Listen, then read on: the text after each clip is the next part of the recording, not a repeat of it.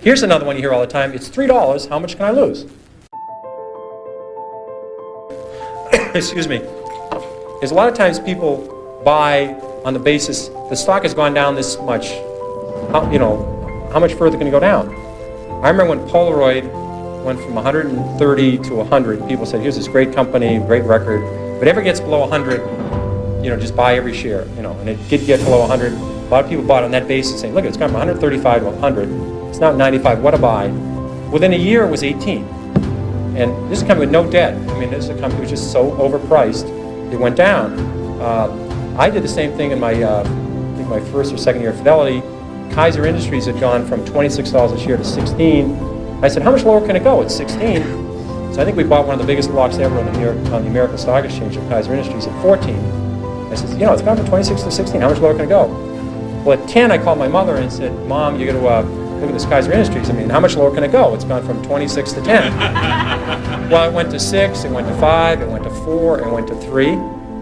And now, unfortunately, this happened rapidly, or I would probably be still caddying or working at the Stop and Shop, but it happened fast. So I was able to, it was compressed.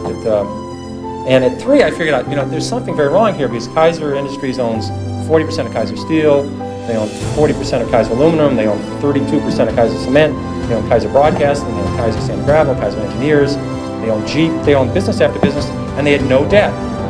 Now, I learned this very early. This might be a breakthrough for some people. It's very hard to go bankrupt if you don't have any debt. It's tricky. Some people can approach that. It's a real achievement. But they had no debt, and the whole company at 3 was selling at about $75 million. At that point, it was equal to buying one Boeing 747. I said, "There's something wrong with this company selling for $75 million. I was a little premature at 16, but I said, "Everything's fine, and eventually this will work out." And what they did is they gave away all their shares to their shareholders. They passed out shares in Kaiser Cement, they passed out shares in Kaiser Aluminum, they passed out the public shares in Kaiser Steel, they sold all the other businesses, and you get about $50 a share. But if you didn't understand the company, if you're just buying on the fact the stock had gone from 26 to 16, and then it got to 10, what would you do when it went to 9? What would you do when it went to 8? What would you do when it went to 7? This is the problem that people have, is they sell stocks because they didn't know why they bought it, then it went down, and they don't know what to do now. Do you flip a coin? Do you walk around the block? What do you do? Psychiatrists haven't worked so far. I've never seen them running in. The psychological psychiatry fund, I've never seen this for with the SEC to make it through as a mutual fund. So they haven't seemed to help. I've tried prayer. That hasn't worked.